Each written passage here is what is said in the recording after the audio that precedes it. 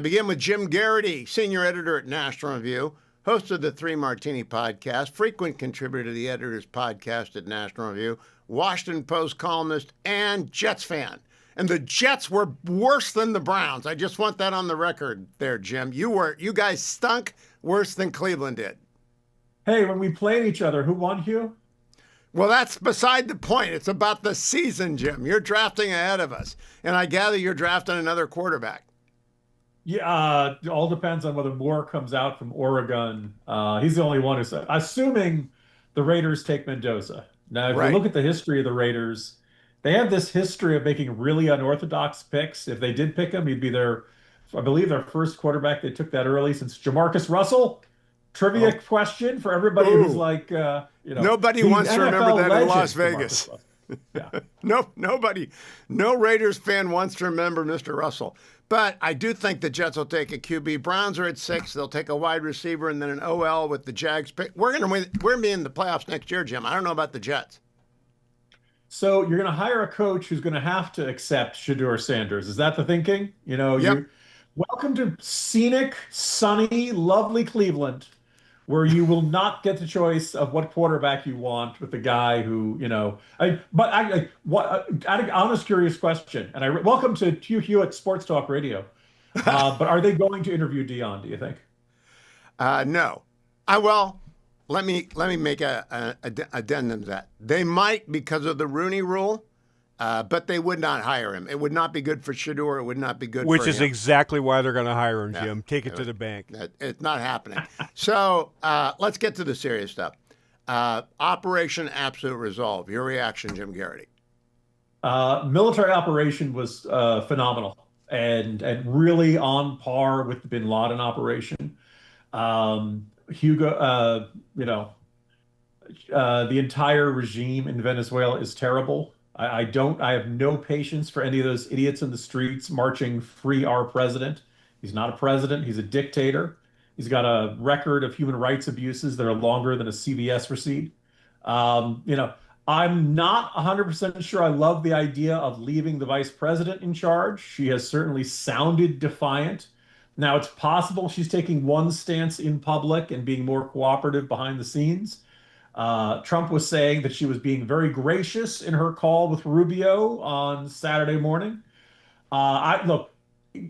Getting the Venezuelan regime to stop cooperating with Iran and Russia and China is a high priority. I noticed those were the 3 ambassadors she embraced during her swearing-in ceremony.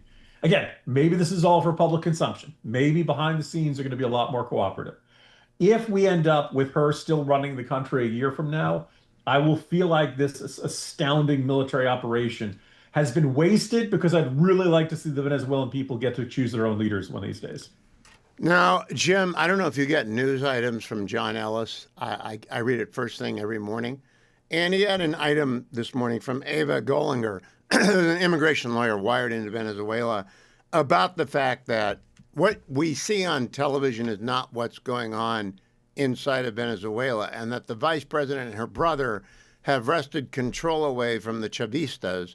And though they might be doing all that public stuff for the benefit of the Chavistas, they're actually working with the agency and the United States government very closely to begin what will be a step-by-step transition back to a normal country.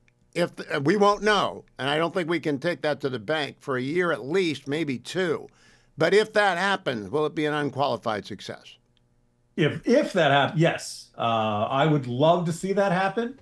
Color me a bit more skeptical. We're talking about a woman who is a hardcore socialist, down the line loyalist, very plugged in with Cuban intelligence. As you know, she used to be head of the intelligence agency and was responsible for all kinds of torture, extrajudicial executions, use of rape as a weapon. Like, this is a bad, bad woman. Now, maybe she's turned over a new leaf, and maybe she does not want to wake up to find a whole bunch of U.S. special operators at the foot of her bed in the middle of the night, ready to give her a free flight to a Brooklyn cell. If that comes the case, great. I don't think we're seeing this in her public stance so far. Now, maybe this is all behind the scenes, but I just don't trust this woman. And so I'm surprised to see folks like Rubio and the rest of the administration willing to put their chips on her at least for the foreseeable future. The only analogy I can hope is happening, and we don't know that it's happening. I don't know that it's happening. I don't have the clearances. Nobody does who's not in the game. Is what happened in Libya after George W. Bush invaded Iraq in 2003. Gaddafi, who had a rather advanced WMD program, including the beginnings of a nuclear program and a lot of WMD in the bio and chemical category, he said no mas, threw open his kimono. The United States went in there very quietly, took all of the weapons of mass destruction out and destroyed them, and nobody knew a thing. And this is years before he was toppled by Obama. I'm just hoping the same thing happens, and I don't think it's really unreasonable to think that might be happening. Again, I hope you're right. And I do remember right around that time, Hugh, Gaddafi did an interview, I believe, with Joe Klein, who I believe was with Time Magazine at the time. And as he's ending the interview, Gaddafi says to Klein something along the lines of like, please tell Bush not to bomb me. I am not Saddam Hussein. I will, and look, if this can quote unquote scare her straight, and the, now acting president of Venezuela, Rodriguez, is going to have a different attitude and less hostile to the United States, fine. And I understand that there, all over the Middle East, there are regimes that are much more anti-American in their public rhetoric than they are in their private rhetoric, their private actions. They actually want to work with the U.S. because they're every bit as afraid of Islamist radicals as we are. If that's what's going to happen, great. I still, however, believe that, like, one, this regime is responsible for just an abominable long line of crimes. And I'd like to see somebody get held accountable for this. And then secondly, I would like to see the Venezuelan people get back into like they had an election in 2024. They picked somebody else. And the regime said, never mind, we're going to use force to strike this down. Now, it's been 20 years of dictatorial rule since Chavez took over, and it will be welcome if they change. But, Jim, I want to let our new affiliates, we have 2 new affiliates this week, News Radio Pensacola, Florida, 92.3 WNRP in Pensacola, and Triple Talk, 102.3, 103.3, and 1270 AM WMKT in Pedofsky, Michigan, way up north. So way up north, way down south. Would you tell them how to get the Morning Jolt if they want to get you every day? Sure. NationalReview.com. Right on the left side of the screen, we have a menu. Drop down that menu to subscriptions. The Morning Jolt is free. It's also online all day. It is free. I am not behind the paywall. Apparently, I am a good gateway drug to the work of all of my colleagues. Sometimes some of my other writing at National Review, alas, is behind that. NR Plus is very reasonable. It's $1 a week. You get access to the whole magazine. You can get print, you can get online, you can get both. We have different rates for all of them. But at the beginning of the year, we always have very good rates. But the Morning Jolt, the newsletter I write every day, that's 1,500, 2,000 words, walking you through the day's headlines. Probably almost as good as John Ellis's news items. So I'm leading you up to my my question for everyone over the next 2 weeks. Is the United States better off today and next week than it was a year ago? Yeah, generally. It's a mixed bag. I think if your listeners are looking at their 401k statements at the end of the year, they're probably feeling pretty darn good about that. I think who had a rough year, Hugh?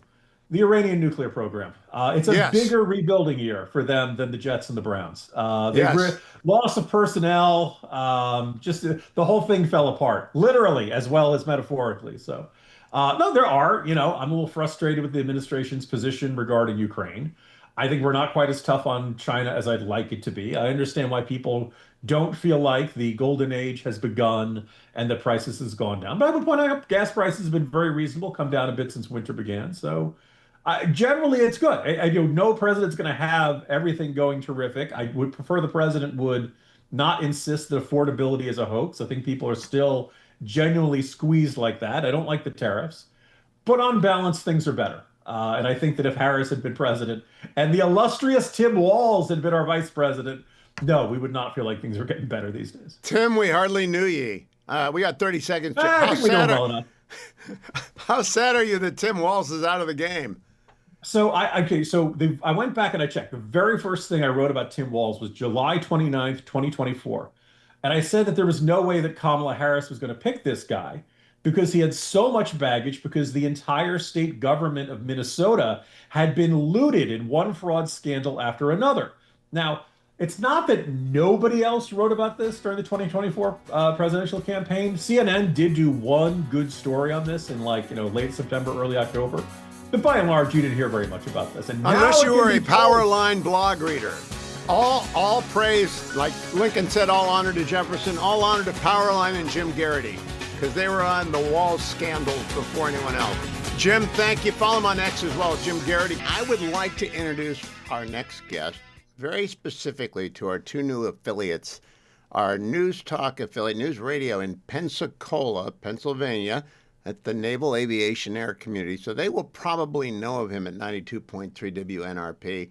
And then Triple Talk, 102.3, 103.3, 1270 AM in the northern part of Michigan, Charlevoix and Petoskey. You may not know of the four horsemen of the podcast Apocalypse, otherwise known as the fellas of the Ruthless Podcast. But one of them, the Buckeye, is John Ashbrook, and he joins us now from the Ruthless Podcast.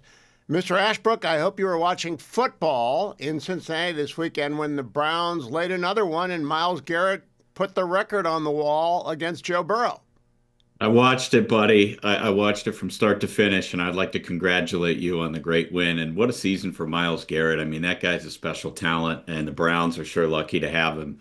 But I wanted to ask you what you think is going to happen with this Kevin Stefanski job. I mean, do you have any eyes on any coaches in particular? I hope they just promote the defensive coordinator, Jim Schwartz, and then keep Tommy Rees as the offensive coordinator. But that would be too smart. So the Browns will probably go hire Mike McCarthy or some other person to change the system on Shedeur Sanders and then blow the draft. That I don't know what's going to happen in Bengals land. Burrows is back, but he's only good for like 4 games a year, right? Yeah, hopefully he plays all year next year. I mean, it just has been a rough go for him from an injury standpoint. But they announced they're going to keep the coaching staff. They're going to keep what sort of front office they have in place. Hopefully they add some more scouts. Got to turn it up next year because we can't miss the playoffs another year in a row during Burrow's prime. I mean, it's been really disappointing. I would love to say that the same thing about Myles. If we could take your offense and the Browns defense and put them together, we could go to the playoffs together. John, we win the Super Bowl. It would be amazing. It would be actually amazing. We need your offensive line as well. Let me talk a little bit to the new audience, especially, about the fact you were pummeled pretty badly at the beginning of the year by your colleagues on the Ruthless Podcast over Skyline Chili. And I want you to know that I am from Ohio, and I agree with them. It's horrible stuff. Nobody likes it outside of Cincinnati. You know that, don't you? It's horrible stuff. I do, but I don't care because I love it. If I had a choice for my last meal on earth, I would choose that. I mean, I absolutely love it. Like most people from Cincinnati, but anybody from out of town, it's a real love-hate thing. It's not something that everybody loves. Although I do have friends from northern Michigan, and I'm glad to hear they're on the air right now. Beautiful part of the country, maybe less so in the winter. But certainly in the summer, I do have some friends from northern Michigan who love it. So you find pockets around. And you must have some naval aviation pals down in Pensacola, don't you? That's where all the fighter pilots go. Without a doubt. I mean, that's a place to be. I mean, I think every kid grows up dreaming that one day they can move down to Pensacola and fly jets. You know, it didn't work out for me or most of my buddies, but what a great part of the country.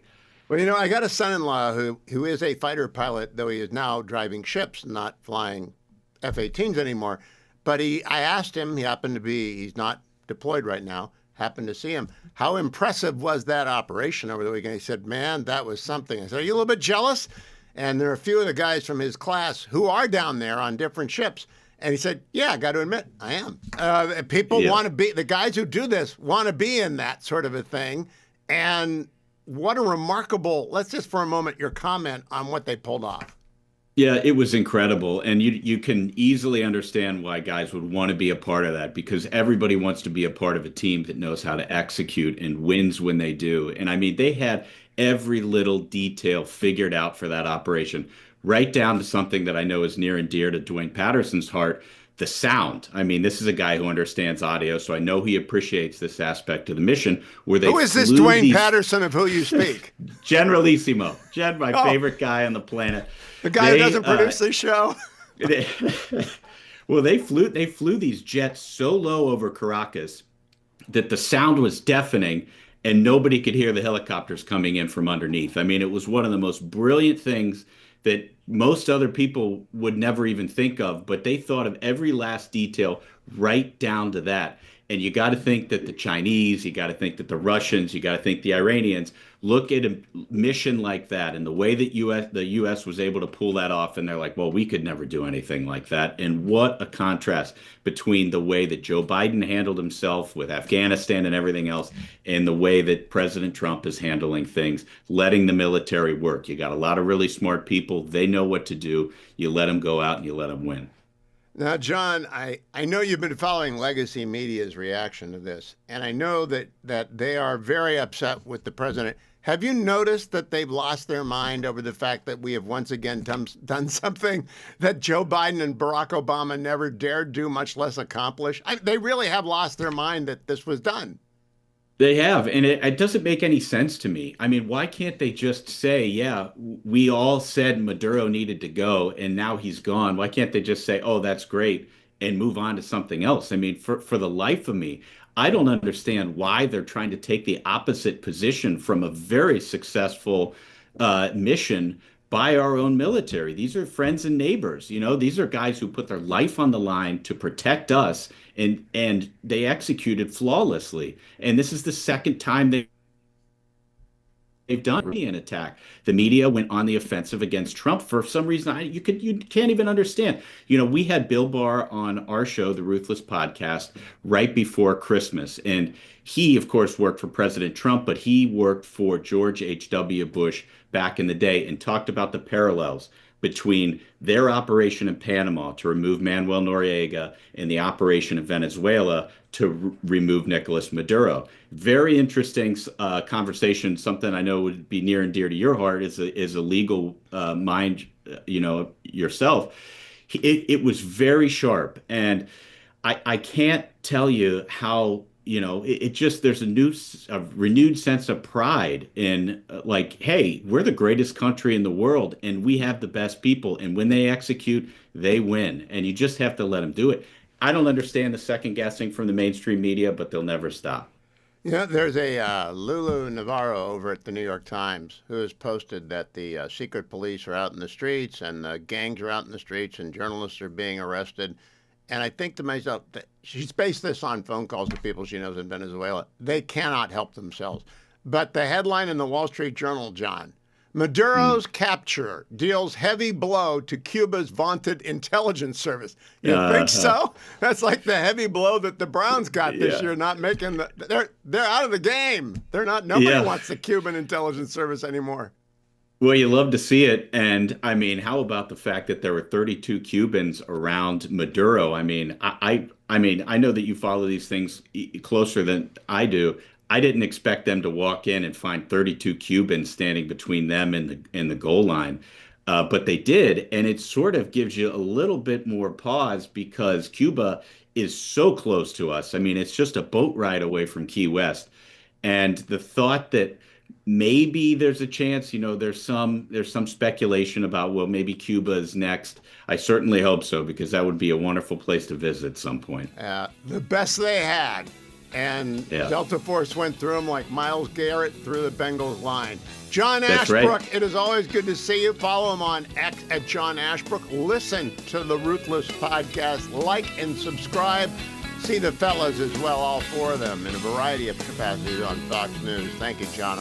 Those of you who are longtime listeners know I am going to turn 70 next month, the big 70, which means, unfortunately, I have to call Social Security. I have to actually, you've got it. I can't put it off anymore. Moreover, I can't put off my American Federation of Television, Radio, and Artists anymore. Moreover, I'm in Medicare. And I pity people who aren't lawyers and who aren't, haven't got 100% of their marbles or patience, because I'm about to take my relief factor despite the fact I did not go up the implacable hill today. All right, so this is my relief factor spot, and here it is in my hand. I take it every day in the first hour. 1-800, the number 4, and the word relief if you want to order it for yourself and stay in great shape and work until you're 100. My grandpa did. I I carry in curcumin, resveratrol, and omega. I take it every day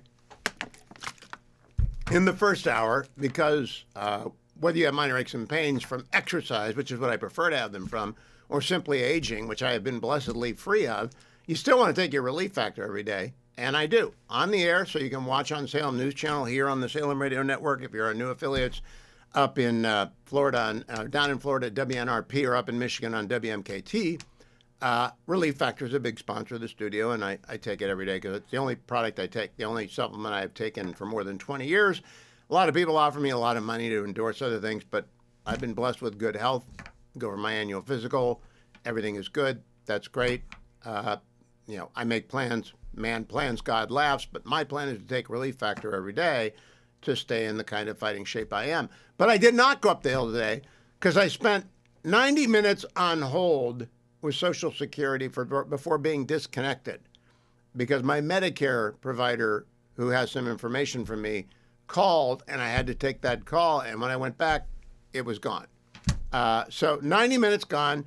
Then I did, however, reach an after-retirement person in person, actual voice, and they promised to send me an email about that pension. But I must tell you, if you're getting ready to retire, whether you're 62, that's the earliest you can take Social Security, or 65 when you have to get into Medicare, whether or not you're doing privately covered or not, you got to do A and B. But if you're going to lose your private coverage, you got to do A, B, D, G, whatever it is. It's ridiculous. You just better set aside entire days to be on the phone, waiting. I still believe we ought to just give it all to Amazon.com. But I didn't go up the implacable hill today, but I took my Relief Factor anyway. I encourage you to try it. $19.95 is the starter pack. 1-800, the number 4, and the word relief, or head over to their website, relieffactor.com.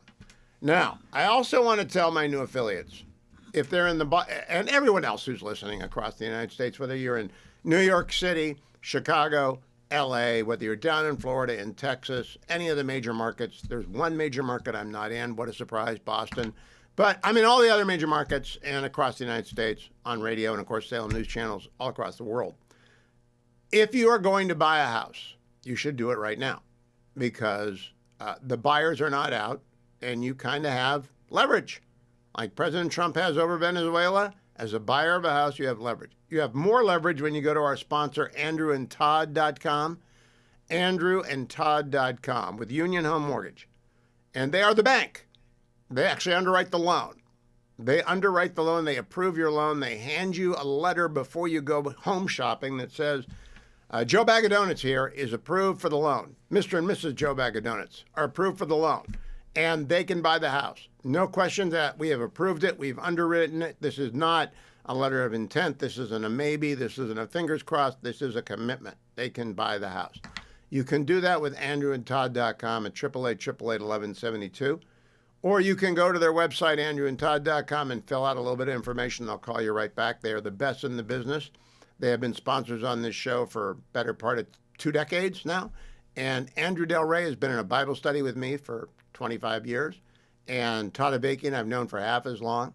Both good Christian men, wonderful guys. You can trust them. But you got to get started. If you're going to buy a house, do it with them.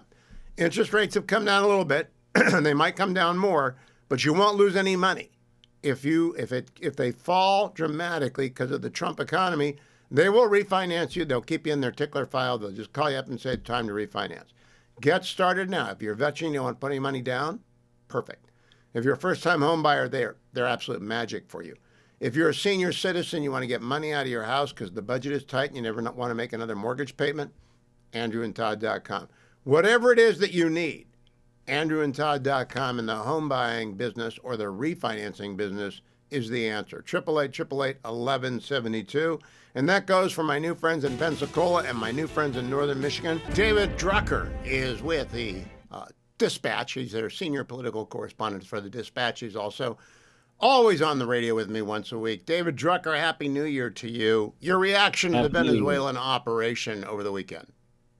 Well, what fascinated me the most, Hugh, was listening to General Kane, the chairman of the Joint Chiefs of Staff, sort of relay exactly what went into it, right? I mean, there were just fact after fact and discussing the amount of coordination, and the planning and the execution. I mean, my hat's off to him, not just for overseeing this, but just the way he was able to explain it in a way that I could understand, that I felt like a lot of people could understand exactly what it is we accomplished, that, from a military standpoint, at the very least, was amazing. Now, on the Week in Review shows, especially George Stephanopoulos with Secretary Rubio, Secretary Rubio tried to explain to him again and again and again, we're not going in there with boots on the ground, but we're not letting the oil come out, and therefore we're in charge, and we have leverage. And I don't know what it is that is so hard for people to understand. We're not running the country. We are running the country indirectly by not letting them sell their oil unless they do things. I'm not expecting miracles. I'm not expecting an overnight transition. I'm not even expecting an election. But I think it's a huge win for America anyway. What do you think? Well, I mean, I think the removing Maduro from power, and removing an ally anywhere in the world, particularly in our region, from removing an ally from Iran, from Russia, from China, it is a net positive, right? And there was a legal basis to remove him, which helps. I think part of the I don't want to say part of the problem. I will say part of the confusion is that the commander in chief, the president of the United States, keeps insisting that we're running Venezuela. He says so. And then people will say, well, Secretary of State Rubio explained that we're not really running it. We're just sort of, making sure bad things don't happen. And he's like, yeah, no, we're running it. And so I think that it's important for us eventually to understand exactly what our influence is and how are we exerting it, because the United States has often executed the toppling of, or I don't want to say often, but we have in the past very successfully executed the toppling of dictators. And where we've gotten ourselves into trouble, or at least domestic political trouble for the administration overseeing it, but where Americans have gotten very glitchy with the whole thing, is the aftermath. And so I think there's just a lot to understand that we don't know yet. But I don't blame people for asking the question or being confused, because President Trump keeps insisting we are running the country. And now, David, this is where I think it's interesting. I think we are running the country, but not on a day-to-day basis or an hour-by-hour basis or a block-by-block basis. I think we're running the country because they can't sell their oil, and they know that we can come get anyone we want when we want to, or we can kill them if we want to, if they try and hurt Americans or in the country. They better not threaten an American or kill an American. So we are running the country. It's kind of in the way that a lot of people run this show, not named Hugh Hewitt. And I've got 2 new affiliates today, right, in Pensacola, Florida, and up in Michigan. They run the Hugh Hewitt Show because they can choose not to have me on the air tomorrow. So they run the Hugh Hewitt Show on whether or not they're in Pensacola, but they're not telling me what to say every minute of the day. But if all my affiliates go away, I'm done. And so the question becomes, I understand it. Does George really not get it?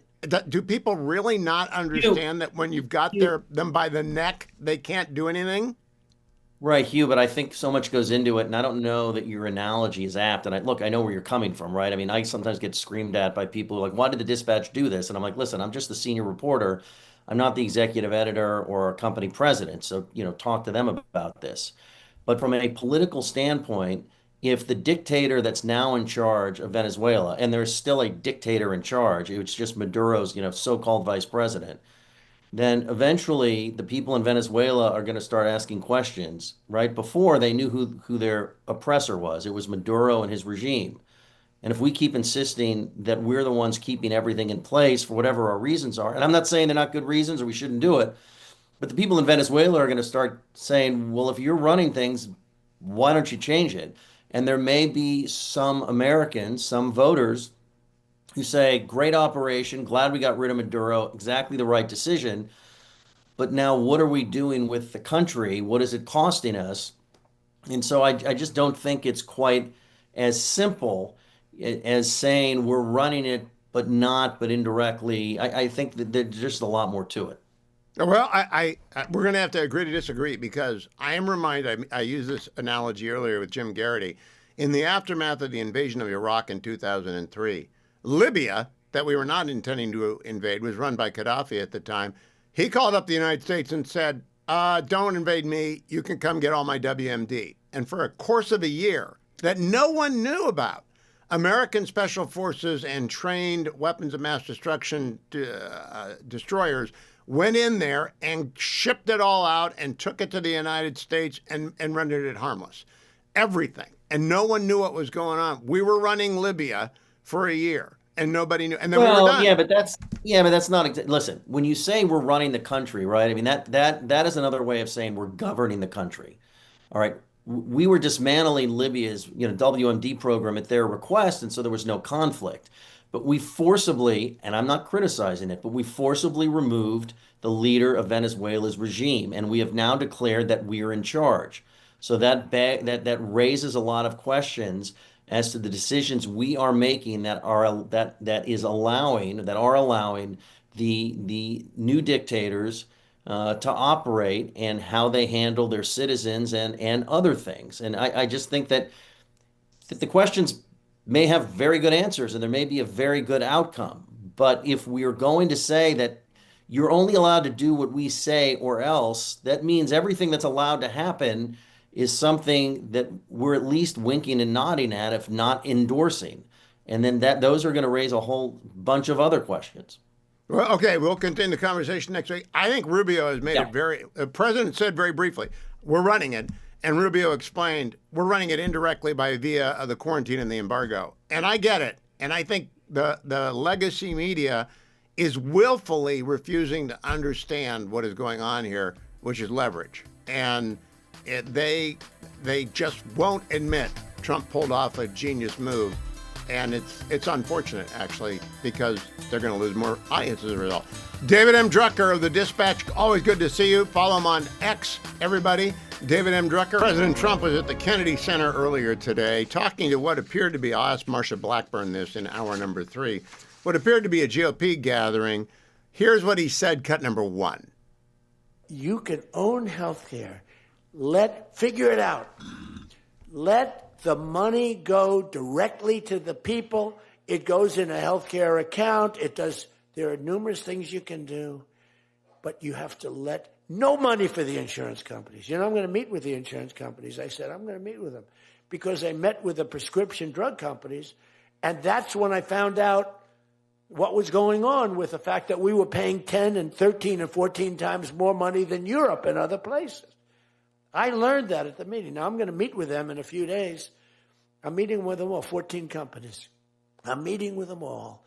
I'm also meeting with oil companies. Let's go. You know what that's about. We've got a lot of oil to drill, which is going to bring down oil prices even further. But if you can come up with health care, remember this, where the money goes to the people, you have just owned, they can't fight it. They're owned by the insurance companies. You guys don't get money from the insurance companies. They do.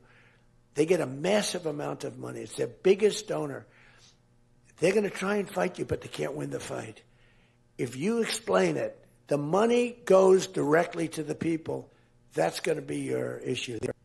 He's talking about the 2026 elections. That means reconciliation because they'll never get 60 votes from the Democrats. Can they get it through?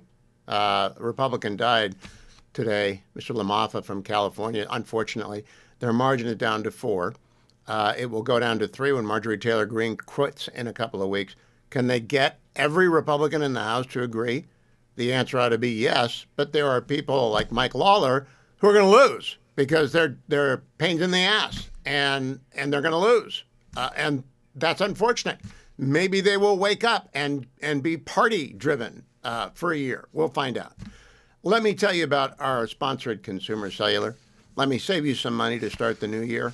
Call them at 1-800-411-4454, 1-800-411-4454, and use my name, Hugh. That's a code. All right, that's a H-U-G-H. That's your code. Or you can go directly to consumercellular.com/Hugh.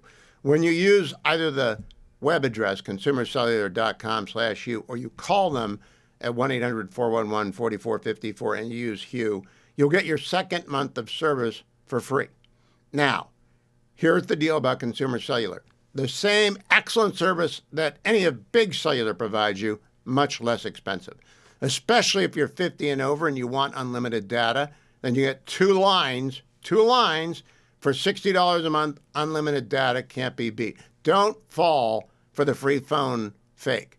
That could be a $1,000 mistake. Just go to consumercellular.com/Hugh and say, I want the Hugh plan, and let's get my phone bill out. I'll tell you how much cellular data I'm using, and then make the right choice for you. It takes about 20 minutes to switch. 1-800-411-4454. Welcome to our new affiliates, especially WNRP in Florida and Pensacola.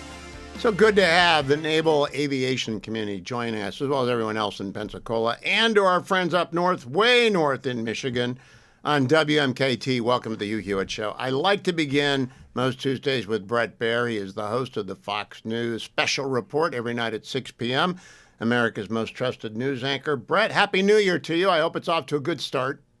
Happy New Year. Yeah, it's cooking. There's a lot of news. Oh, there is. As someone asked me today, how's it going? I said, there's no better time to be in this business. Bret, some people are being purposefully obtuse as to what it means when President Trump says we are running Venezuela. I think I understand what he means. What do you think he means?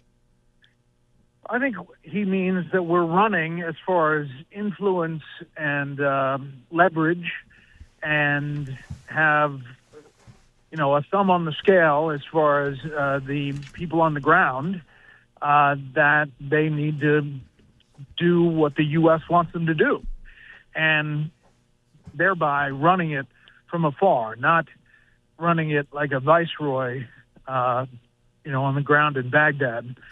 And I think that's what he means, and that it's going to lead to a transition on the ground for eventually an election, but that you have to, get from point A to point B. I think there are a lot of questions here, Hugh. I think that there are legitimate questions about how the previous regime and the loyalists who were loyal to Maduro suddenly can change. But if you're looking at an armada off your coast and you're looking at leverage from the U.S., maybe you do. Yeah, there are many questions. I don't think we'll get a lot of answers, because I think a lot of this is being done, as was the 2003 George W. Bush operation in Libya, where Gaddafi said, I don't want to be invaded, come get my WMD. And we sent scores, hundreds of special personnel there to offshore and then destroy his vast arsenal of WMD. It's years before President Obama bombed him. And nobody knew about that, Bret. So I don't know what we're doing there, and I don't expect us to know, because I don't think we can know. And if the acting president, the new president, is running a double game, speaking in Spanish to the Chavistas and talking in English to Marco Rubio, that's fine by me. We don't need to know. Do you think that might be what's going on? I do think that there is something that has been baked in the cake to have the amount of confidence that they have currently, with as many questions as we have, on the outside looking in. I think that something is afoot that we don't know about. And we know for a fact that the CIA has been on the ground for a long time. Yeah, and there are 32 dead Cuban security service members. Cuba certainly knows what's going on. So that brings me to Lulu Navarro. I don't know her. She might be a fine reporter. I don't take the New York Times anymore. She posted up a few hours ago, about 7:30 in the morning, East Coast time, speaking to people I know inside Venezuela, and they tell me armed gangs, basically paramilitary gangs allied to the government, are roaming the streets, arrests of journalists are taking place, and the new old government is undergoing a wave of repression. Is that what the U.S. means by being in control? Now, I think that's purposely obtuse. I don't doubt that there are armed gangs in the street. I hope journalists aren't being arrested, but I wouldn't be surprised if that was happening. And I don't believe the regime is going to suddenly announce we're going to do what the United States wants us to do. But I also think we're grown-ups. And what I saw many people engage Secretary Rubio, they were not asking grown-up questions. Bret, I don't know if you want to engage in media criticism with me. Grown-up questions is, when can we expect to see concrete results in Venezuela? 6 months, a year, 2 years? Is that a fair question? Yeah, I think it's a fair question. I don't know that they have an answer to that yet. And I agree with you. I mean, there were efforts to try to catch him up. And I think that, Secretary Rubio does a fine job answering with the answers that he has. I think that there are, parts of this that don't add up as far as an easy storyline. Republicans don't want to be holding the bag like we were in Iraq. And, when the Baathists disappeared into the insurgency and we didn't pay the checks and suddenly there was a massive pushback. I covered that on the ground in Baghdad, and it was a mess for a long, long time. And I think that is in people's minds, and thereby it leads to a lot of questions about what it looks like now in Caracas. So we're not going to have a Paul Bremer, who was the viceroy of Iraq. We're not using that model. And the model we are using is, I think, the Libyan model from the same time, 2003, but it's pressure. And I think it's immense pressure. What do you think, or have you had a chance to chat with anyone yet about the almost immediate second-order impact on Cuba and then a third-order impact on China, which will combine with the Iranian impact on China to put, I think China's the big loser this week. Their two oil suppliers that's between 5 and 15 to 20% of their oil every day has just been shut off by these two countries in disarray. Yeah, and Russia's not a winner either. And you start starving Russia and China of, the lifeblood of some of this oil, it becomes harder for them to do some big things. It becomes harder for Putin to maintain Ukraine. It becomes, I think, harder maybe for China to move on Taiwan. I mean, at least that's what I agree. Experts are saying, and I kind of tend to agree with them. So, that's the world picture. Donald Trump was at the Trump Kennedy Center today talking to Republicans, urging them to do a deal on health care. I frankly don't think that's possible, given that the Republican congressman died, Mr. LaMoffa in California today. Marjorie Taylor Greene's going to leave. They're going to be down to a margin of 2 votes. Mike Lawler is putting on a show. And one of them is Tom Massey. Yeah, Massey's one of them. The other one's Mike Lawler. And I like Mike Lawler, but he's not going to vote for it. So I don't think that's going to happen. Do you?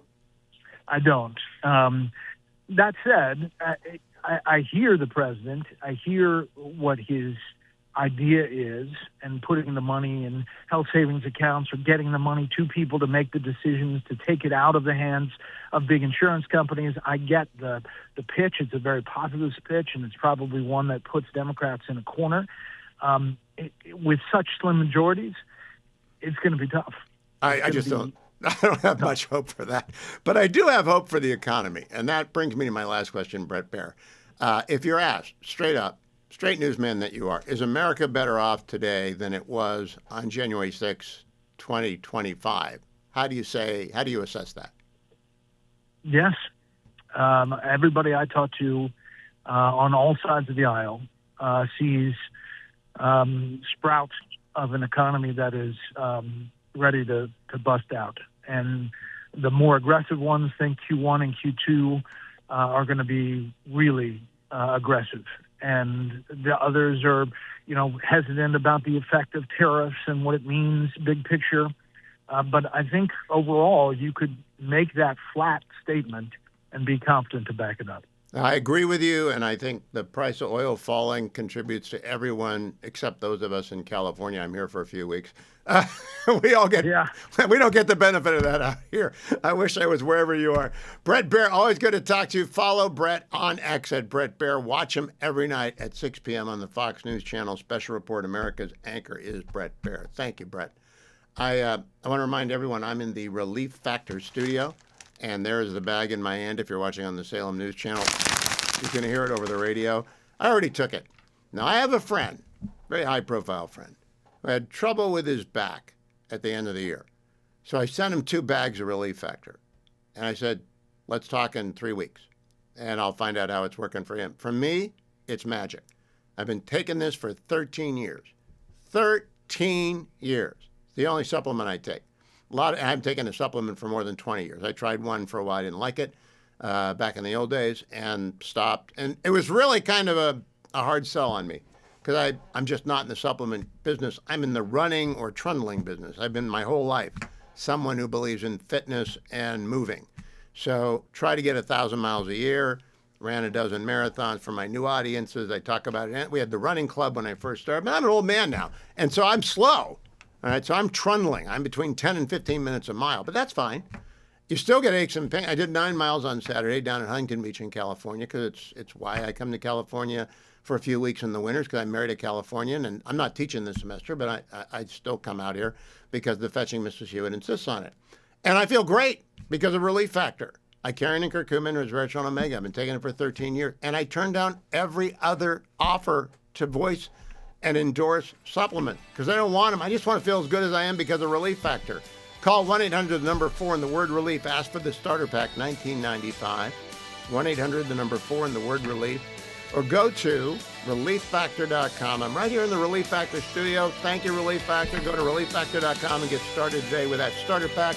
Less than $1 a day, $19.95. My next guest, Michael Whatley, was frequently on my program in 2024 when he was running the Republican National Committee and leading the ground game that got Donald Trump elected president again and got the Senate in Republican hands or the House in Republican hands. But now Michael Whatley's running for himself, so he's going to be on a lot in 2026 because we got to get him elected in North Carolina. Chairman Whatley, how are you? I'm doing great. It's good to be on with you, Hugh. Well, let's start with the basics. You're a campaign man. What's the website for Whatley for Senate? It is michaelwhatley.com. michaelwhatley.com, spelled W-H-A-T-E-L-Y. W-H-A-T-L-E-Y. W-H-A-T-L-E-Y.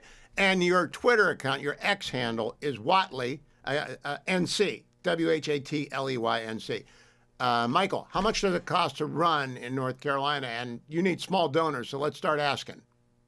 Yeah, well, look, this race is going to be the most expensive Senate race in the history of the country. We're talking $600 to $800 million that's going to be all in.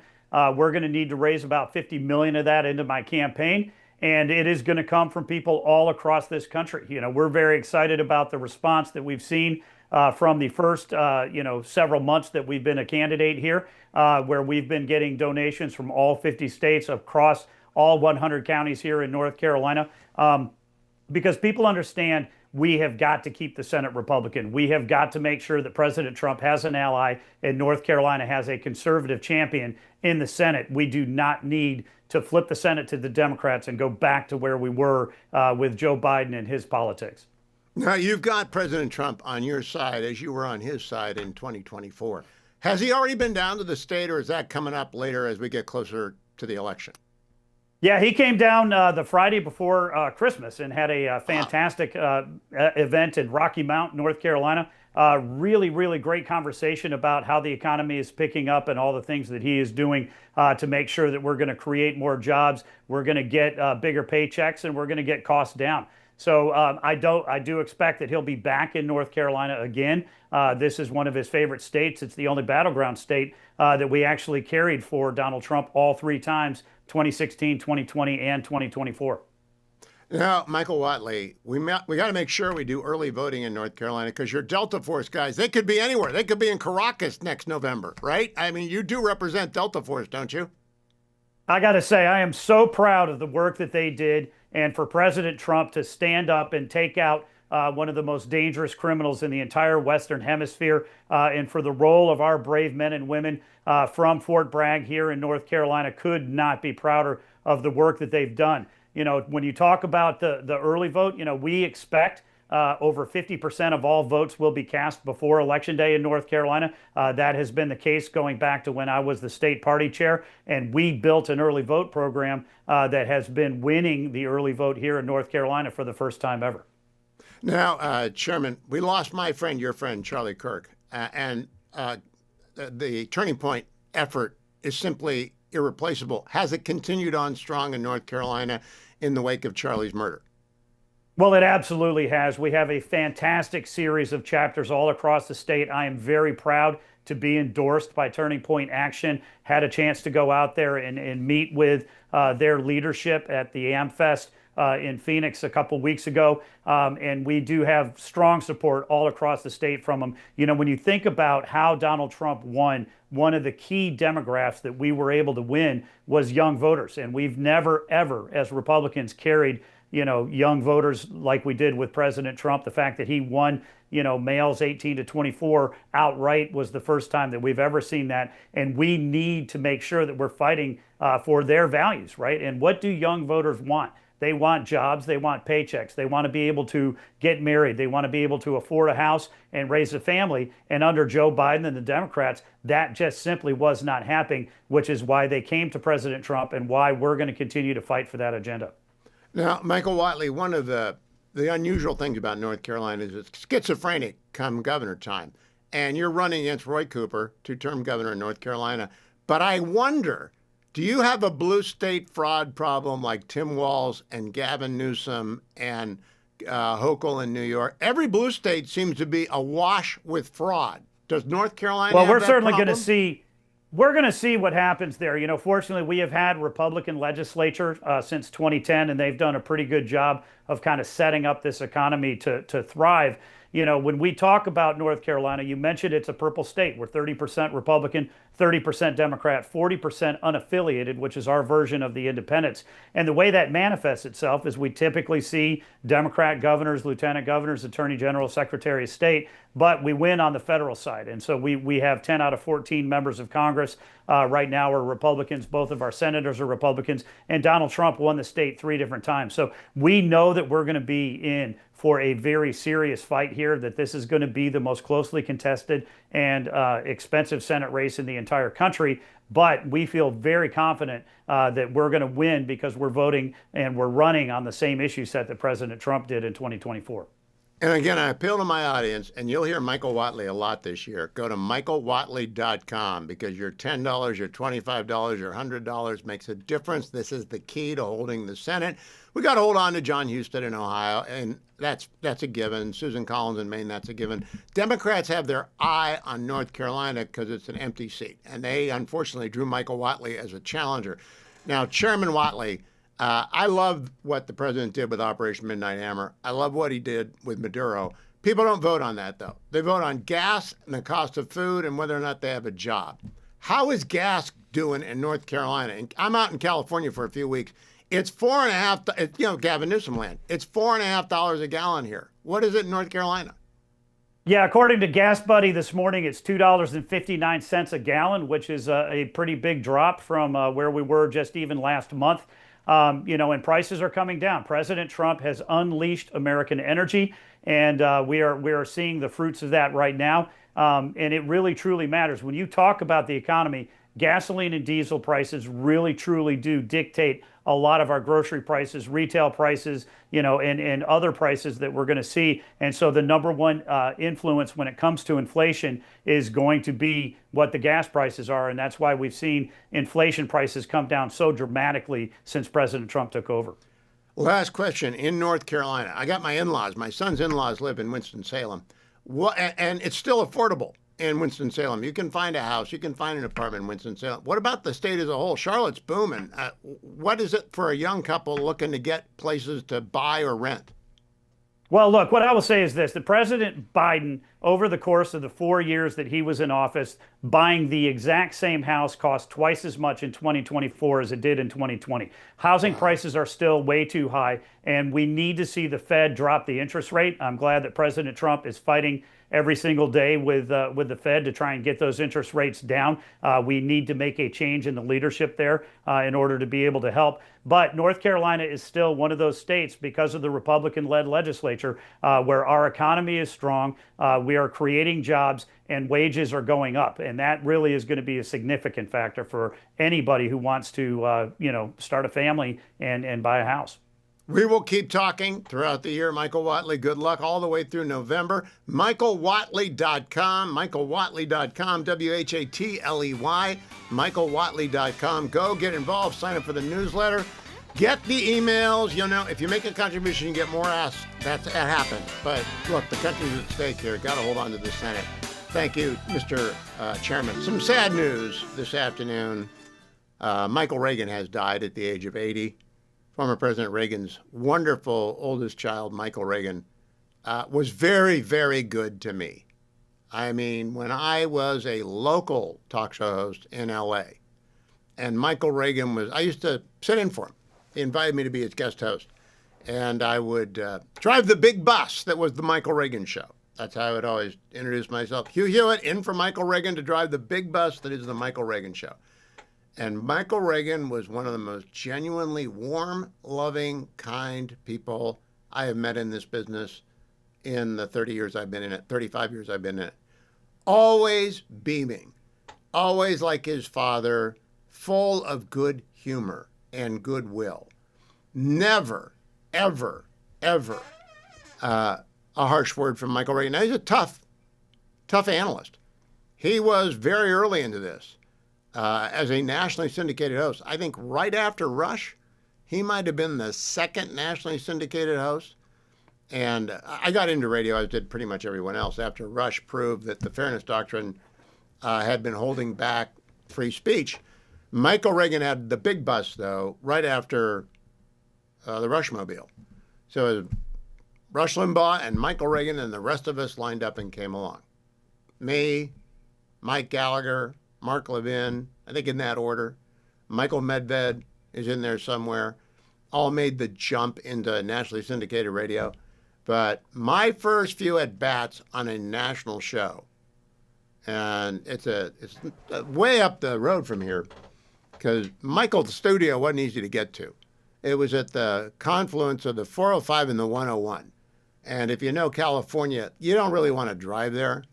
And it was an afternoon show. It was, I believe, 3 to 6 California time, 6 to 9 East Coast time. But it was everywhere. He didn't go head-to-head with Rush. He came on after Rush. But Michael Reagan just represented everything that was good, never, ever said a bad word about his father, about his stepmother, Nancy Reagan, about his siblings. I knew his sister as well, who's dead as well. And Maureen was wonderful in California Republican politics. I've been on TV with Ron. I do not know Patty. And I'm sure Ron and Patty are grieving this loss, as are Colleen, Cameron, and Ashley Reagan. Dunster, the last one is Ashley Reagan Dunster, Cameron Reagan, and Colleen Reagan, also on the announcement that's on the web. But say a prayer. Eternal rest grant unto him, O Lord, and may perpetual light shine upon him. May he rest in peace. Amen, because he was a good guy. A really good guy. A good guy in the business that's got a lot of not so good guys in the business. And he was one of the good guys. All right, I want to take you now to Doug Burgum, Secretary of the Interior, on with Fox Business's Stu Varney this morning about plans for Venezuela, cut number 9. Chris and I have been talking to energy executives this week, and of course, we're talking to the majors. We're also talking to folks American companies that have gone into high-risk, destabilized areas in the world before, around the world. There are a lot of small things you can do. Just a small thing. I mean, the sanctions that we've had on Venezuela for the last decade, they can't even get the compressors they need for enhanced oil recovery in parts there. If we just are giving them the technology that's available today, that's even emerged in the last 5 years, it's going to help drive their production up in the short term. Some of these things can be done very quickly. All right, now that's the good news. Here's some bad news. President Trump was at the Kennedy Center talking to Republicans today, the Trump Kennedy Center, and just as news broke that another California great, Doug LaMoffla, had died. And here's what he had to say, cut number 6, President Trump.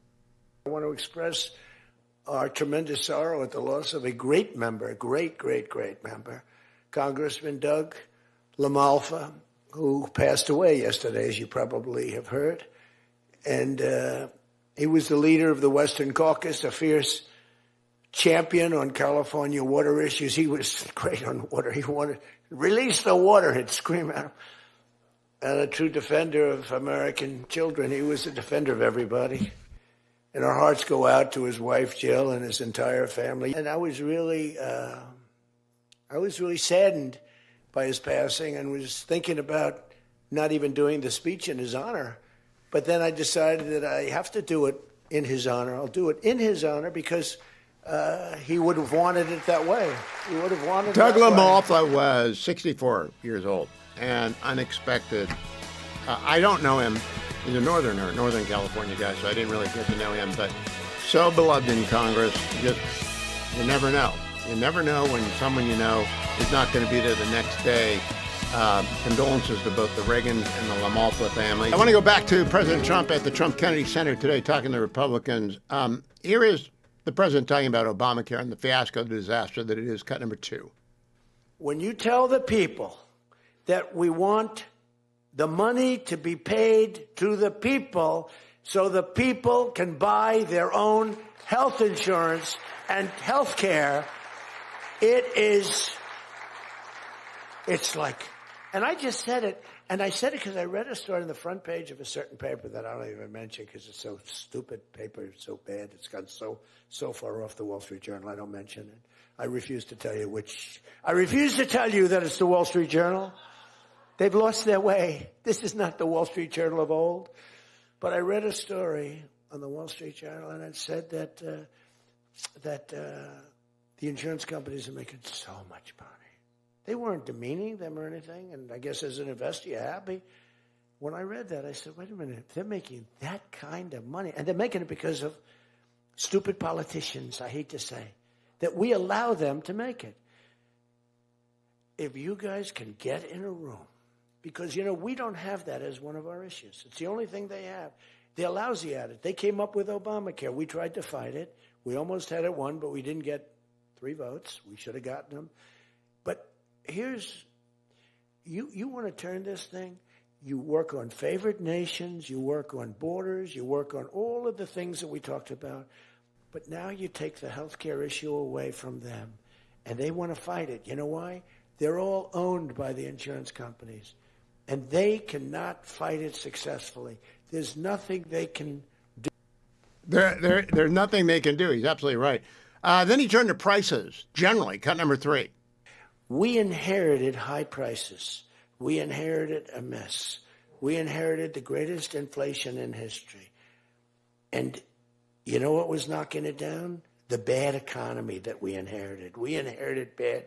We now have the hottest economy in the history of our country. We have $18 trillion being invested in the United States. You have, every one of you have car plants, AI plants, plants of all different types. Because of tariffs, I hope we get the good ruling from the Supreme Court. I only hope we do, because it's given us tremendous national security.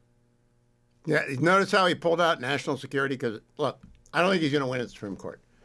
I believe that the Supreme Court is going to remand the case to the district court for a tariff-by-tariff assessment of which one has an explanation that is rational basis, that's called the test, a rational basis connection to national security. And in the absence of such a connection, the district court will strike it down. There will be an appeal, but it'll be a case-by-case basis, not a sweeping ruling, because the International Economic Emergency Powers Act is on the books. Congress delegated a lot of authority to the president to impose tariffs and other measures, including up to and including the boycott we've got going on Venezuelan oil, which is a lot worse than a tariff. It's 100% shutdown of the Venezuelan oil exports. We have quarantined Venezuela's oil. That's a lot worse than putting a tariff on it. So the greater power includes the lesser power, but it's got to be related to national security. So I expect the court to punt to the district court, and nothing will move, and they're certainly not going to destroy trade agreements that have been entered into in the interim. So the president got some running room, but not forever. Now let's go back to see what he had to say about what he wants this Congress to do, which, again, very hard to do in reconciliation. I don't see it getting done. Cut number 5. You ought to have voter ID. You ought to insist on it. You ought to insist on it. Can you imagine? In California, they not only don't have voter ID, but if an official at the voting booths, which they don't have, by the way, because it's all mail, if an official, a voting official, even asks somebody for voter ID, sir, would like to see your identification. Do you come from our country? They put him in jail for tampering with the election. Okay? We got to straighten this out before it gets too crazy. California is more corrupt than any place. California is more corrupt than Minnesota. And I won Minnesota. Well, Tom's going, I think so. Well, it's close. It can't be proportionately Probably nothing's more corrupt, right? Yeah, right. He says you got to win. I'll tell you what, I did great there 3 times. I was surprised 3 times. Those elections are corrupt. They got you 1 time too, but I heard a long time ago. Let me go to the most important thing he said today about Maduro at the Trump Kennedy Center, cut number 4. They've been after this guy for years and years and years, and he's a violent guy. He gets up there and he tries to imitate my dance a little bit. But he's a violent guy, and he's killed millions of people. He's tortured. They have a torture chamber in the middle of Caracas that they're closing up. But he's tortured people, and now what they do, the radical left, they actually have people, and it's hard to get them. They're all paid people. Most of these people are paid. You know they're paid when they have brand new, beautiful printed signs by like the highest quality printer, and you have a woman, free Maduro.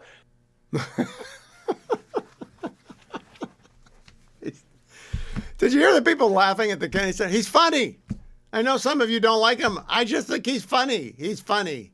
He is actually funny. He got the best timing of any president, and Reagan was funny, and W was very, very funny, but he's funny. And don't let your ideology get in the way of your sense of humor. Harry Anton on CNN with John Berman talking about Donald Trump and MAGA, cut number 7. About what the president's done in Venezuela? Let me be very clear. There is no rift in the Republican Party. Yes, there are some folks like Marjorie Taylor Greene and Thomas Massie who are quite skeptical of this. They are very much in the minority. What are we talking about here? Well, why don't we just talk the GOP on the U.S. military ousting Maduro? Ipsos, 65% support, 6% opposed. How about the Washington Post poll? 74% support, just 10% opposed. If you look among 2024 Trump supporters, we're talking about 80% support. The vast, vast majority of Republicans are with Donald Trump on this issue. Massey and Marjorie Taylor Greene are very much in the minority. Very few Republicans are with. What a shocker! What a shocker! Tom Massey and MTG are in the minority. They're out of step with just about everybody you know. What a complete lightning bolt to the legacy media. Tom Massey's going to get beat in the primary, and Marjorie Taylor Greene's resigning soon. So, goodbye. You're asking, as you listen to the Hugh Hewitt Show, what is that music? That is the Bolshevik Funeral March. Whenever one of the Soviet leaders would die in the bad old days, they'd put this on Radio Soviets, on the Pravda station. And then the people would know, Stalin's dead, or Khrushchev's dead, or Brezhnev's dead, or Fedorenko's dead, or Andropov is dead, or Chernenko is dead. They all died all at once at one point. They were playing this like on a weekly rotation basis, like a top 40 thing. They kept dying. Who do I deal with? They keep dying. Well, I'm playing it because of this announcement today, as relayed by our friends at CNN, Sarah Sidner, cut number 8. A stunningly fast end of an era for public media. After nearly 60 years, the Corporation for Public Broadcasting has voted to dissolve itself, forced to take the drastic measure after the Republican-held Congress voted to defund it at the behest of Donald Trump. The private agency has steered federal funding to PBS, NPR, and hundreds of public television and radio stations across the country. Oh, Sarah. Oh, keep the funeral going. PBS is dead. Long live free markets. Now, I worked for PBS for 10 years. I still find it hilarious that, guess what? We don't have any money anymore. The Democrats spend it all. We cannot spend money on PBS. And they used to lie all the time. Oh, we get such a small amount of our money from Congress. Really?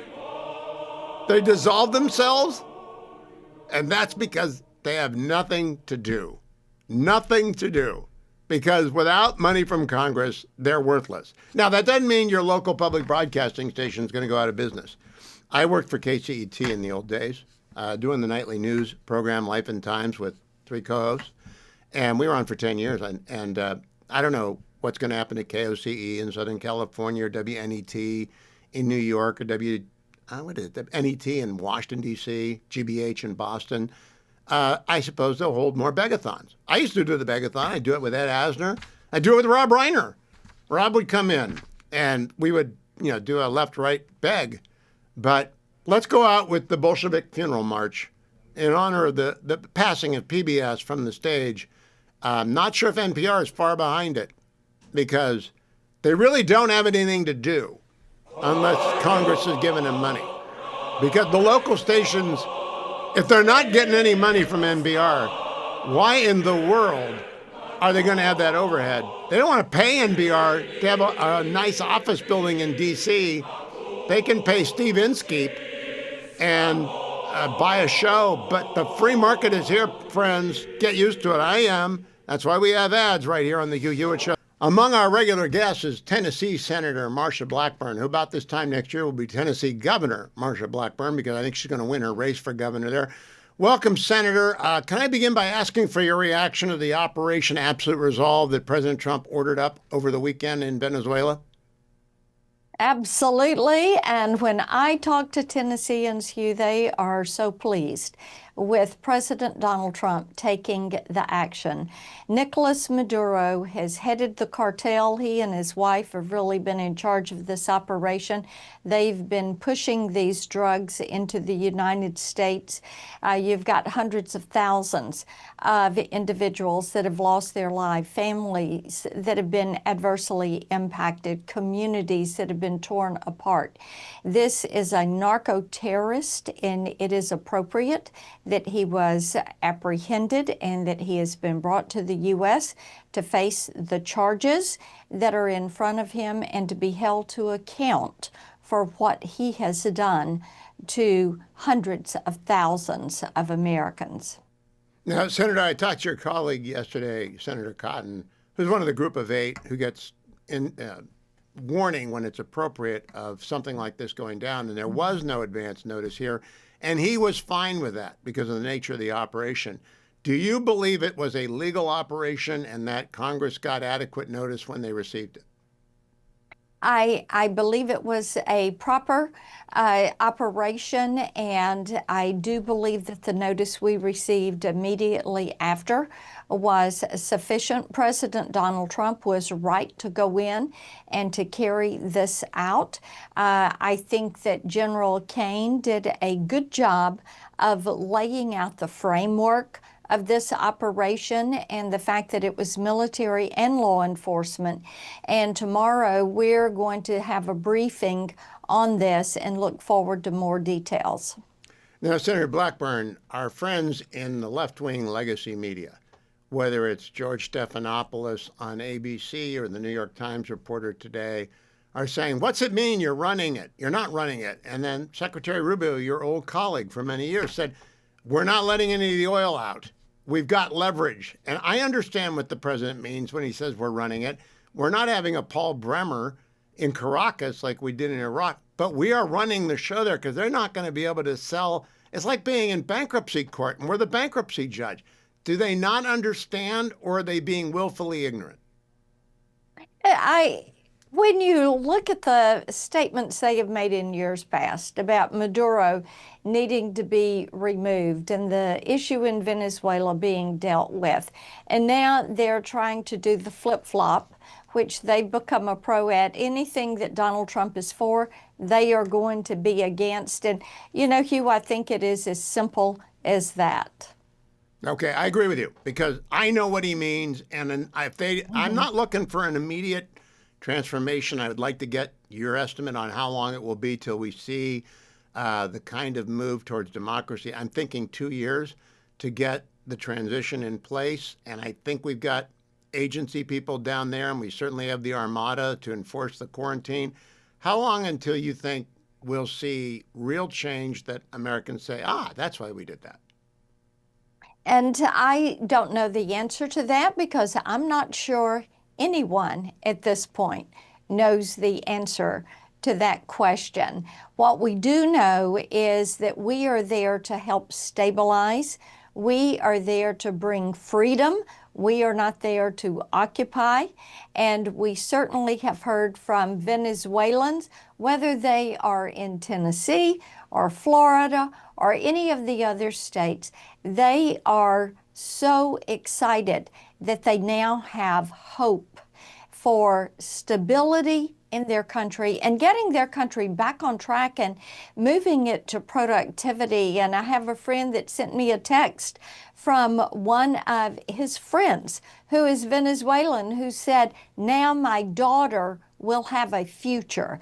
And so that is what people are looking toward. Exactly how that is going to roll out, I don't think that we can give you a solid answer to that right now, because this is a situation that is developing. And even though we live in an age where people want instant gratification, Hugh, sometimes things are going to take a little bit of time. The good thing is we are there to help be a stabilizing presence in this region.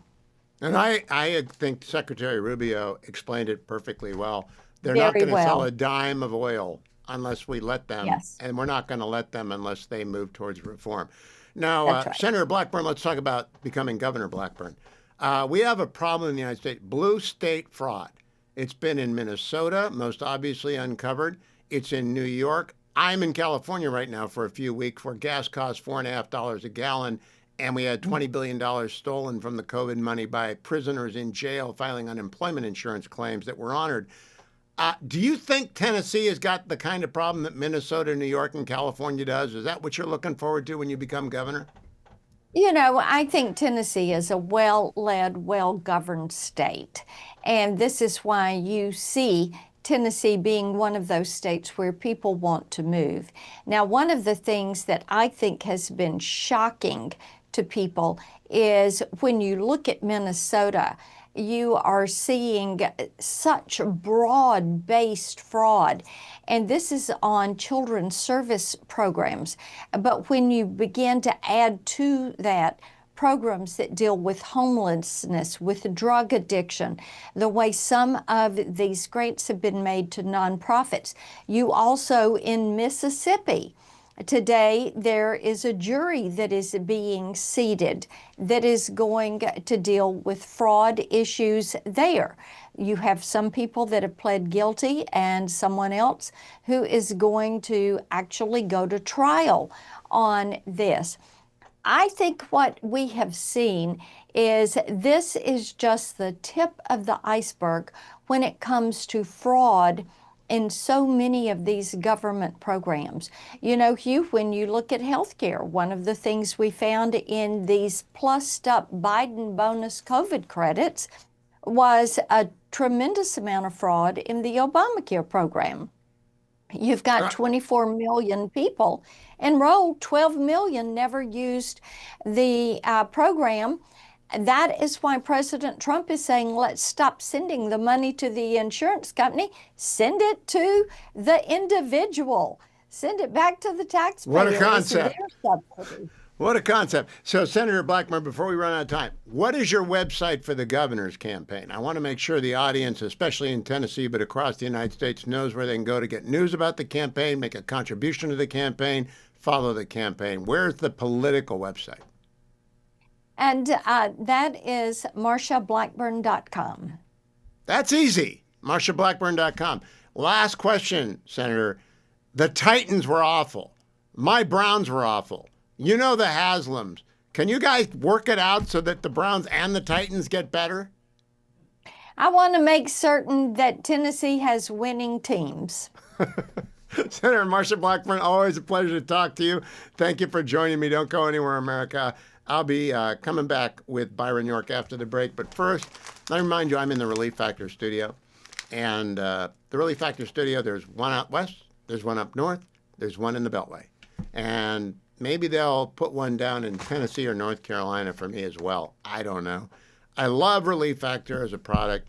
I've been telling you, I'm waiting to hear from I got a high-profile friend. And 90% of you would know him if I told you what his name was. Bad back. And I said, try Relief Factor. I sent him 2 of these bags. I haven't heard yet, but it's only been 2 weeks, and you got to try it for 3 weeks. The 3-week starter pack costs $19.95. And when you get the starter pack, you take 3 packets. If you're watching on the Salem News Channel, I'll show you what one I missed. It's got 4 pills in each packet: Icarian, curcumin, resveratrol, omega. Together, they help your anti-inflammatory system stay strong. That prevents minor aches and pain. It's not going to heal a compound fracture of your fibula and tibula. All right, that's not what, it's not magic. All it does is help your anti-inflammatory system recover from exercise or aging. You're definitely getting older every day, and you ought to be working out every day. And you ought to be going up your version of the Implacable Hill or your double-digit miles, wherever you want to get your double-digit miles in. Whether you're racing, running, trundling, or walking, just keep moving. And Relief Factor makes it easy. You call 1-800, the number 4, and the word relief for the 3-week starter pack, $19.95. That's less than $1 a day. And it works for 7 out of 10 people. Just keep taking it forever. Like me, I've been taking it for 13 years. Some people take it for a while until their ache and pain goes away, and then they put it on the shelf until their tennis elbow comes back, and then they start taking it again. I recommend against that. I think you ought to take it every day. But whether you're me or them, at least give it a try. 1-800, the number 4, and the word relief. 1-800-4RELIEF. Ask for the starter pack, $19.95, or go to their website, relieffactor.com. Byron York is with the Washington Examiner. He's their chief correspondent. You can read him daily over at Washington Examiner, dcexaminer.com, actually. Fox News contributor as well. Byron, it's been at least 48 hours since we got some of the details in Venezuela. What do you make of the assessments, not of the operation, it was brilliant, but of the assessments of the operation that we're now seeing in legacy media?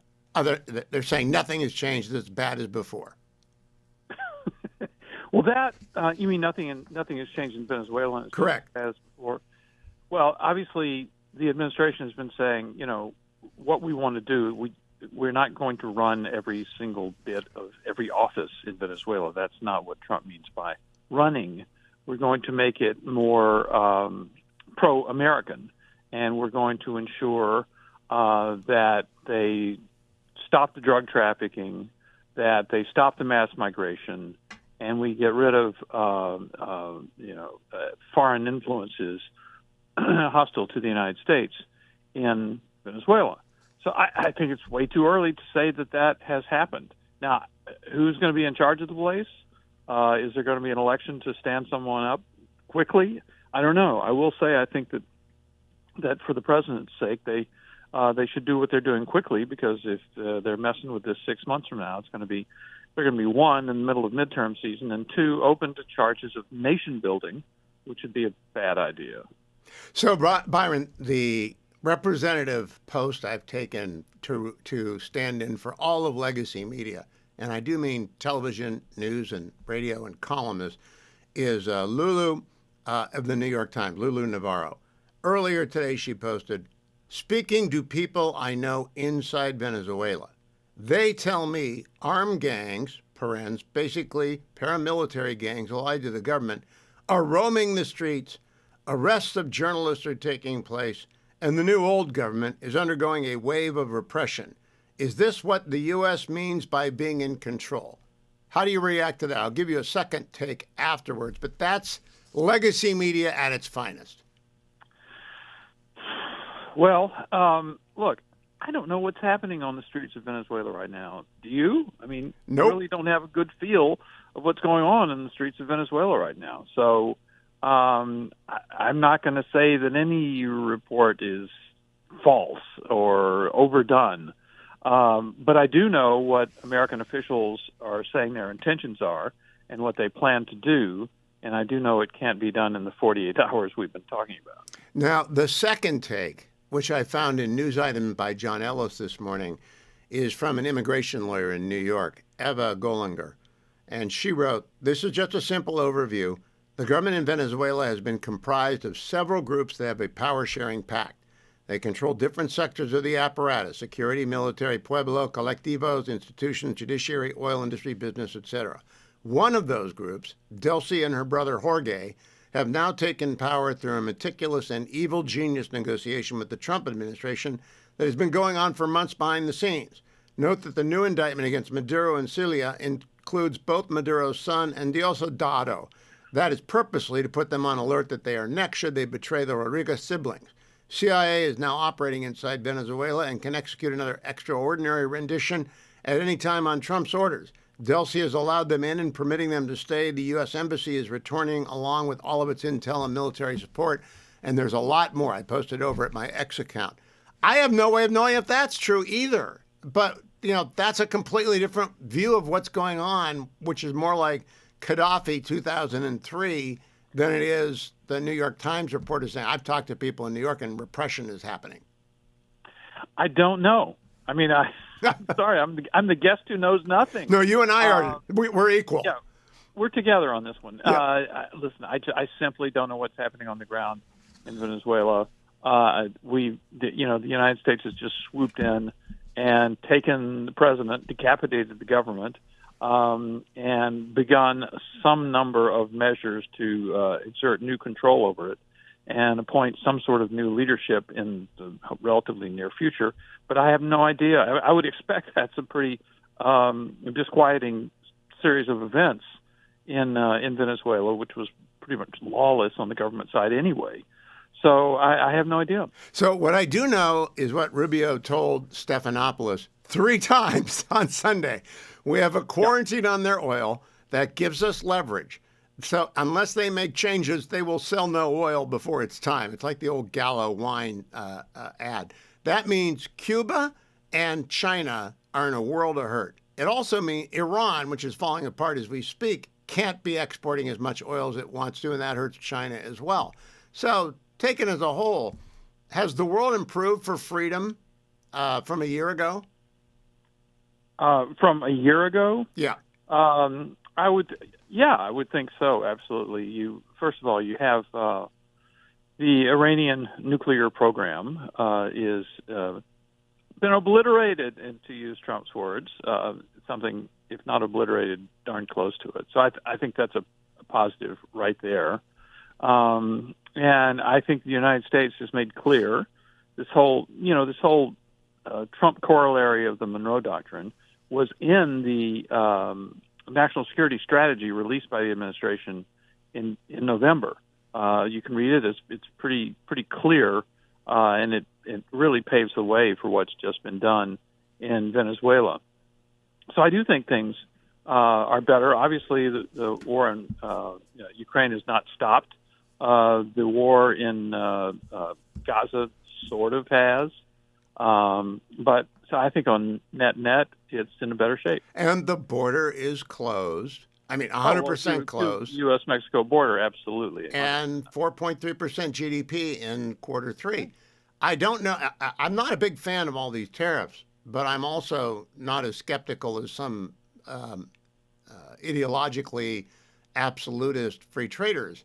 And so I step back and say, I don't know how anyone can say Trump hasn't had a good first year. I think he's had a great first year, Byron. And I think it's very positive, and I do think you're right about the 4.3% GDP. That was like every economic story about Trump on the news day has the words unexpected in it, because they never expect GDP to get better. They never expect inflation to stay the same or go down, because they're expecting bad things.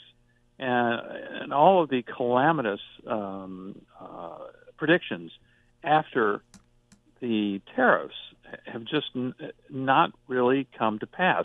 Yes, the tariffs have increased prices in some areas. There's no doubt about that. But nothing like the things that were predicted before, which was basically the Democratic refrain of he's crashing the economy. Go back to late March and April. That they said it over and over and over again. He's crashing the economy. Yeah, good luck with that with 4.3% growth. Last question, Byron. They also never account for substitutionary goods. Some goods are impacted by tariffs, but you don't have to buy them. There's always a substitute for them made in America. I really, except for bananas and coffee, I don't know what we don't make there or people can't choose. I just don't.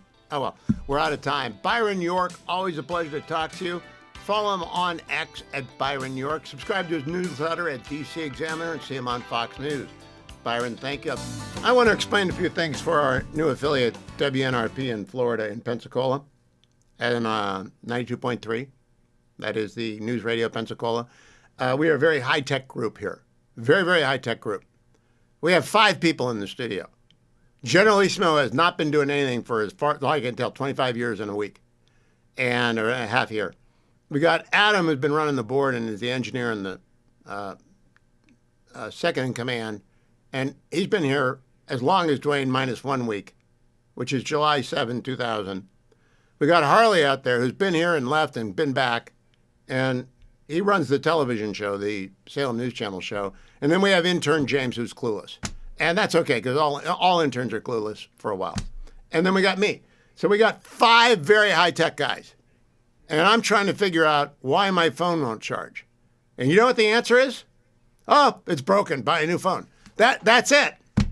The combined experience of about 100 years in radio and electronics in here. And the answer is, your phone's broken. Because if I hold it, if you're watching on the Salem News Channel, my phone is in my hand and I dare not move it because it's charging right now. No, it's charging right now. I'm not going to move. It's working. And it only charges occasionally when it wants to. And I use I have a very high-tech piece of equipment called the Air Blaster, where you put the air into it. And that didn't work. That was Adam's suggestion. Adam's very high-tech.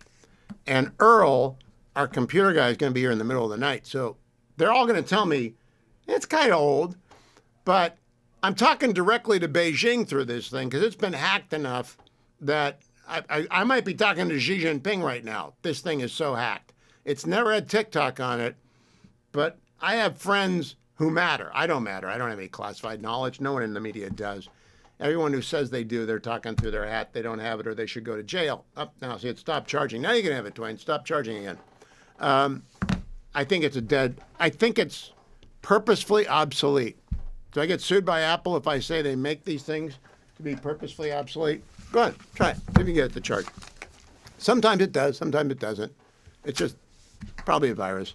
But what I really wanted to get to is, see, that's what General Lee does. He shows up once a year to take my phone and then tell me I have to replace it. And there he is. He's sitting down. He wasn't doing anything before that. And he did tell me a bit of news, though, during the break. Denmark has requested a meeting with Secretary Rubio over Greenland. And I think that's a great move because we like the Danes. Who doesn't like Copenhagen? The Little Mermaid. Who doesn't know about the resistance in Denmark during World War II? Wonderful people. They have no business owning Greenland. They really don't. Greenland matters much more to us than it matters to them. So they ought to sell us Greenland. And Greenland, you don't have to become American citizens if you don't want to be. It can be a protectorate. Or you can have Commonwealth status like Puerto Rico. They don't want to be paying U.S. federal taxes either. You can be a Commonwealth. Point is, it's got to be American territory. And this is not new to me. I've been talking about this for 10 years since Donald Trump first took office. And I think it's a great idea because the Chi-Coms want to get into the Arctic. And they're calling themselves a near-Arctic power. All right, that's another made-up term like their 9-dash line. They're so full of... But they are intending to be our pacing adversary. Now, they can't do what we just did in Venezuela because our special operators have bled and died for 20 years perfecting their craft in Afghanistan and Iraq.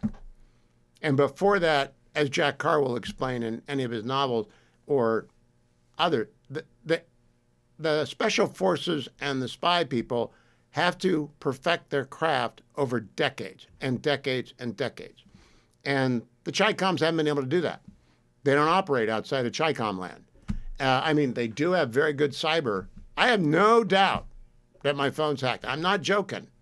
It's just I have too many friends, and they trail. That's why when the president said we couldn't tell Congress leaks about Venezuela, he meant Democrats who would call up the New York Times and say we're about to invade Venezuela.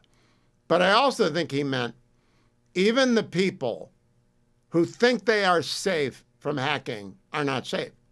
You cannot use anything outside of a SCIF. That's why you can't take a phone into the White House.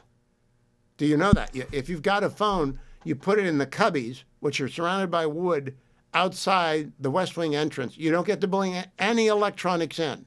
If you're going into the Pentagon, leave it at the door. If you're going into the agency when Director Pompeo was Director Pompeo, everything is in the parking lot. They don't even have a cubby for you. The White House is used to too many visitors. They got cubbies because everybody's phone is hacked. So when we don't tell people that we're invading Venezuela for 2.5 hours, it's because the Chi-Coms and the Iranians are doing their best, and the Russians, to a lesser extent, they're not as good, to find out what we're doing ahead of what we're doing so that they can warn Maduro to chop her off to the jungle, and he didn't get away in time.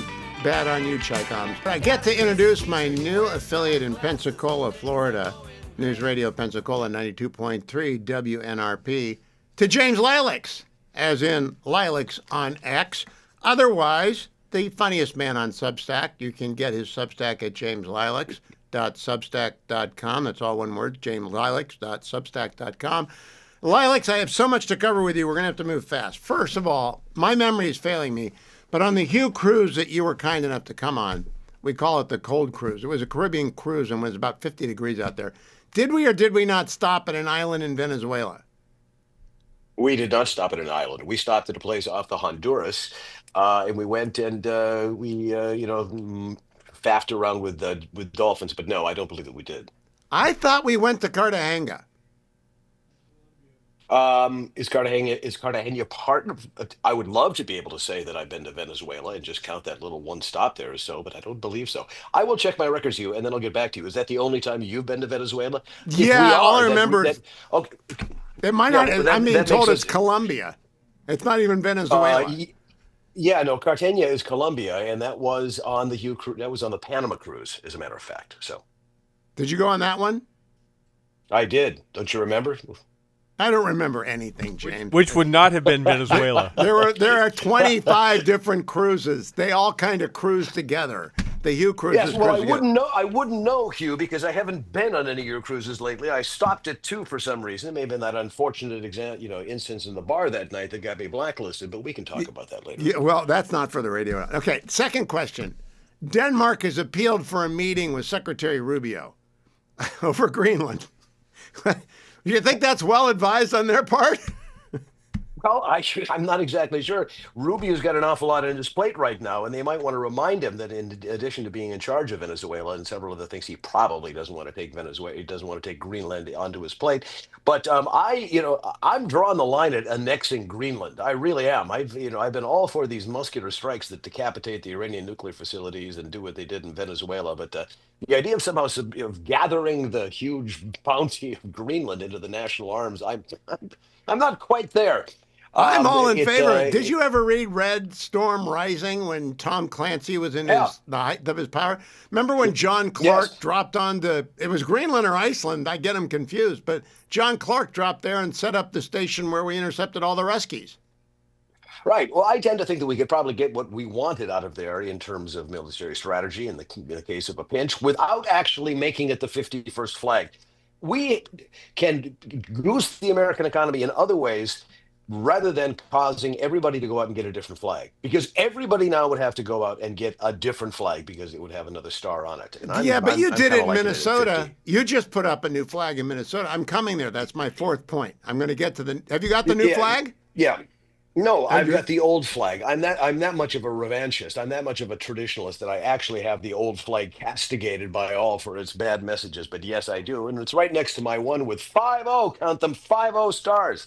We don't want to make Greenland a state. They can be like Puerto Rico, a commonwealth, and we just want to keep the Chi-Coms out of our 200-mile national waters. If they're going to come up with the 9-dash line for the waters off China, for the China Sea, we need Greenland, and we can keep them out. That's why we need Greenland.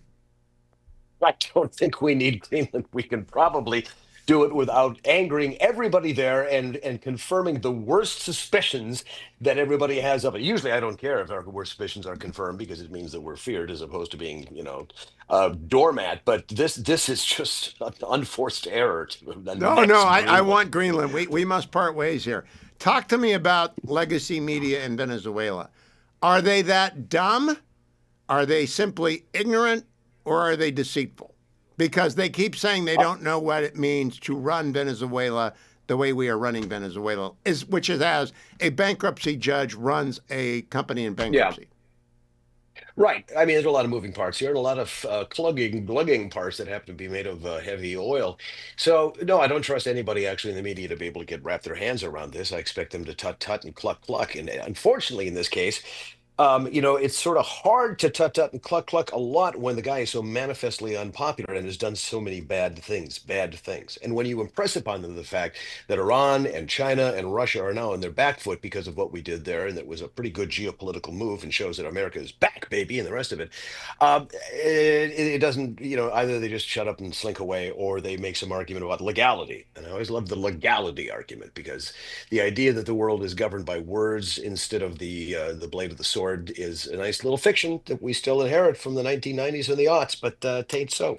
What I find Only when it's interesting, politically convenient. Now, my last question for the segment. Did you get any of the money in Minnesota, or are you the only guy that missed it? No, I actually have declared, I think, $7.8 million since the year 2000 when I began a daycare here in my house. Now, when I say a daycare in my house, I mean I was taking care of my daughter after she was born and continued to do so for 18 years.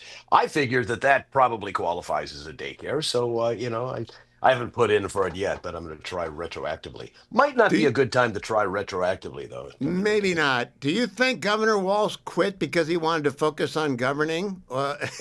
Yes, I know it. That's right. I am so devoted to the practice of brain surgery. I'm chopping off both of my hands and dashing out both of my eyes. No, of course not. He saw the polls, and the party gave him a nice little shove because behind him, if Amy Klobuchar is actually going to fill the role, is one of the most trusted politicians I think at the state, and will win handily. What? Amy Klobuchar is going to run?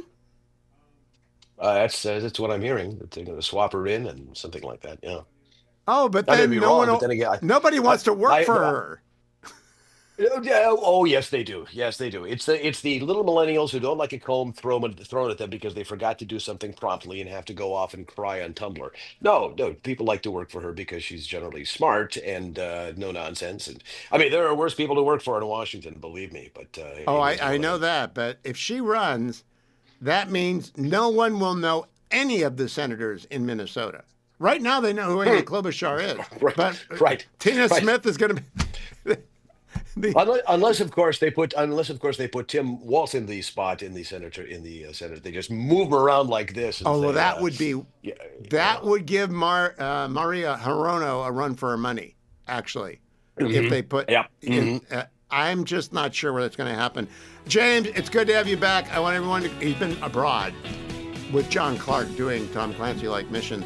I would like everyone to know, you go to jameslilacs.substack.com, follow him on X at Lilacs, jameslilacs.substack.com. We'll find out about his application for child care status next week. I want to update you on the Greenland news. Greenland and Denmark have requested a special meeting with Secretary Rubio, according to PJ Media. Sarah Anderson. I read. Greenland and Denmark have reportedly requested a special meeting with Secretary of State Marco Rubio. At least that's what Greenland's foreign minister, Vivian Motzfeldt, posted on social media on Tuesday. That's a name, Vivian Motzfeldt. Motzfeldt. Motzfeldt. Parens, they may want to get in line. Apparently they haven't heard he's running everything from the National Archives to Venezuela these days. By the way, that's the best meme of the first year of the Trump years. The very best meme is that Secretary Rubio is sitting in the Oval with sitting on the couch, learning he's got to run something else. I think he's going to be coaching the Browns. He may be guest hosting for me when I'm next off. I continue, though. Here's what she had to say, and keep in mind, in her original message was a mix of Danish and Greenlandic, so I used, Sarah Anderson used AI to translate. The government of Greenland and the Danish government have contacted the U.S. Department of State with a request for an early ministerial meeting between the U.S. Secretary of State, Marco Rubio, the Greenlandic Minister for Foreign Affairs and Research, Vivian Motzfeldt. The Greenlandic? Okay, I'll go with it. And the Danish Minister of Foreign Affairs, Lars, of course it had to be, Lars Loke Rasmussen. Now, the Rasmussens are friends of ours. They make besthotgrill.com, wonderful sponsors of the show. I wonder if he knew that he was related to the Danish Minister of Foreign Affairs, Lars Loke Rasmussen. Of course it had to be Lars, right? Now you know Rhett is all for this deal because he'll have the inside track on the Best Hot Grill franchise. Best Hot Grill. He's got them all. He can heat up. All he can of melt the Greenland. ice in Greenland. The purpose of the meeting is to discuss the United States' striking statements concerning Greenland. I don't think they've been striking. They've been strategic. The president said on Air Force One this weekend, I will say this about Greenland. We need Greenland from a national security standpoint. It's so strategic. Right now, Greenland is covered with Russian and Chinese ships all over the place. And Denmark is not going to be able to do it. You know what Denmark did recently to boot up security in Greenland? They added one more dog sled. It's true. They thought that was a great move. Now, I don't know. I didn't listen to the whole Air Force One. I asked Wayne to download it for me. He refused to do it. It's 38 minutes long. Evidently, the funniest presser ever held on Air Force One was held on Tuesday or Sunday. On Sunday, I wanted to play it for you today. But if he said that, I've got to find out if he said. Did you remember hearing that? The green sled comment, the dog sled comment. They added a dog sled. He's sowing his oats because he's had a good week, so he's had a good year. He's a comedian. He's had a good year. He'll be here all night. He'll be here all week. He'll be here all next 3 years. You can hear him every day. Boy, what a day.